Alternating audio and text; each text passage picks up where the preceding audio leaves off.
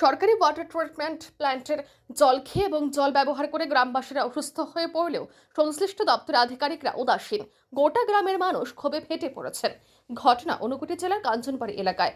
উল্লেখ্য, ঊনকোটি জেলার কুমারঘাট মহকুমার কাঞ্চনবাড়ি এলাকায় পানীয় জল ও স্বাস্থ্য বিধান দপ্তরের পক্ষ থেকে 2013 সালে 4 জানুয়ারি ওয়াটার ট্রিটমেন্ট প্ল্যান্ট স্থাপন করা হয়েছিল। সেই ওয়াটার ট্রিটমেন্ট প্ল্যান্টের মাধ্যমে কাঞ্চনবাড়ি, তরুণীনগর, পশ্চিম কাঞ্চনবাড়ি সহ আরো কয়েকটি গ্রামের প্রতিটি বাড়িতে বাড়িতে পানীয় জল সরবরাহ করা হয়ে থাকে। প্রায় 1000 খানেক পরিবার ওই ওয়াটার ট্রিটমেন্ট প্ল্যান্টের জলের উপর নির্ভরশীল। গ্রামবাসীদের অভিযোগ, ওয়াটার ট্রিটমেন্ট প্ল্যান্ট স্থাপনের পর 12 বছর অতিক্রান্ত হয়ে গেলেও দপ্তরের পক্ষ থেকে ওয়াটার ট্রিটমেন্ট প্ল্যান্টের সংস্কার কিংবা কোনো ধরনের সারাইয়ের কাজ করা হয়নি। প্রথম দিকে ওয়াটার ট্রিটমেন্ট প্ল্যান্ট থেকে পরিশ্রুত পানীয় জল সরবরাহ করা হয়ে থাকলেও বিগত কয়েক মাস ধরে এই ওয়াটার ট্রিটমেন্ট প্ল্যান্টের জল পান করে এবং জল ব্যবহার করে গ্রামবাসীরা অসুস্থ হয়ে পড়েছেন। পেটের অসুখ, স্কিনের সমস্যা এবং মাথার চুল পড়া সহ আরও নানান অসুখে ভুগছেন বলেও জানান গ্রামবাসীরা।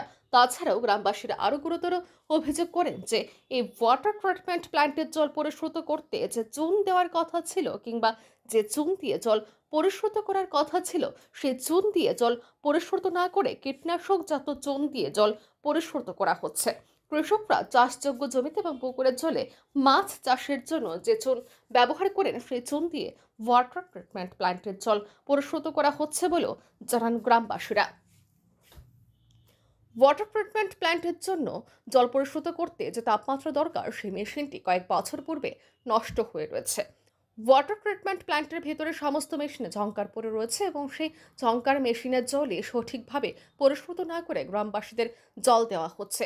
এসব ব্যাপারে গ্রামবাসীরা কয়েকবার পানীয় জল ও স্বাস্থ্য বিধান দপ্তরে কুমারঘাট ডিভিশনের আধিকারিক সহ দপ্তরে সুপারিনটেন্ডেন্ট ইঞ্জিনিয়ারকে জানালেও ওনারা নানান তালবাহানা দেখিয়ে ওয়াটার ট্রিটমেন্ট প্ল্যান্টটি পরিদর্শন করতে আসেন না এবং গ্রামবাসীদের অভিযোগকে পাত্তাই দিচ্ছেন না বলে জানান গ্রামবাসীরা মিডিয়া দ্বারস্থ হয়ে সরকারের গোচরে নেওয়ার চেষ্টা করেন এবং অবিলম্বে ওয়াটার ট্রিটমেন্ট প্ল্যান্টের জল পরিশ্রুত করে জল সরবরাহের দাবি করেছেন। তবে বিশেষ এক সূত্র মারফত জানা যায় যে শাসক দলের ঘনিষ্ঠ এক প্রভাবশালী ঠিকাদার কয়েক বছর ধরে ওয়াটার ট্রিটমেন্ট প্ল্যান্ট 2 নম্বরে চুন ব্যবহার করলেও দপ্তরের পক্ষ থেকে সেই প্রভাবশালী ঠিকাদারের বিরুদ্ধে কোনো ধরনের পদক্ষেপ নিতে ভয় পাচ্ছেন।